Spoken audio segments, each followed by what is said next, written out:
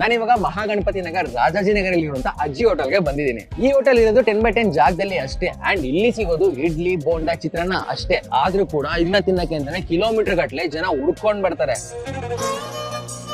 ಏನ್ ಈ ಹೋಟೆಲ್ ಅಜ್ಜಿ ಹೋಟೆಲ್ ಅಂತ ಕರೀತಾರೆ? ನಾವ್ ಇಟ್ಟಿರೋದಲ್ಲ, ಕಸ್ಟಮರ್ ನಮ್ ತಾಯಿಯವ್ರು ಮಾಡ್ತಾ ಇದ್ರು, ವಯಸ್ಸಾಗಿತ್ತಲ್ಲ, ಹಂಗಾಗಿ ಅವರು ಅಜ್ಜಿ ಹೋಟೆಲ್.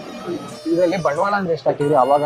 ಯಾವಾಗ ಕಮ್ಮಿ ಕಂಡ್ರೆ ಎಲ್ಲ ಸಾಮಾನು ಬೇಕಲ್ಲ, ಬೆಲೆ ಕಮ್ಮಿ. ಅವಾಗ ಒಂದ್ ಇಡ್ಲಿ 2 ರೂಪಾಯಿ. 2 ರೂಪಾಯಿ ಒಂದ್ ಇಡ್ಲಿ. 2 ರೂಪಾಯಿ ಒಂದ್ ಇಡ್ಲಿ. ಇವಾಗ 25 ರೂಪಾಯಿ ಒಂದ್ ಇಡ್ಲಿ. ಒಂದ್ ಇಡ್ಲಿ ಅವಾಗ.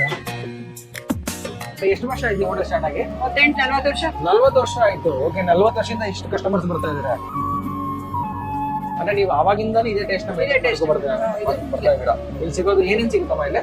ಇಲ್ಲಿ ತಟ್ಟೆ ಇಡ್ಲಿ ಮತ್ತೆ bonda, lemon rice. Lemon rice 3 ಸಿಗೋದು. ಓಕೆ.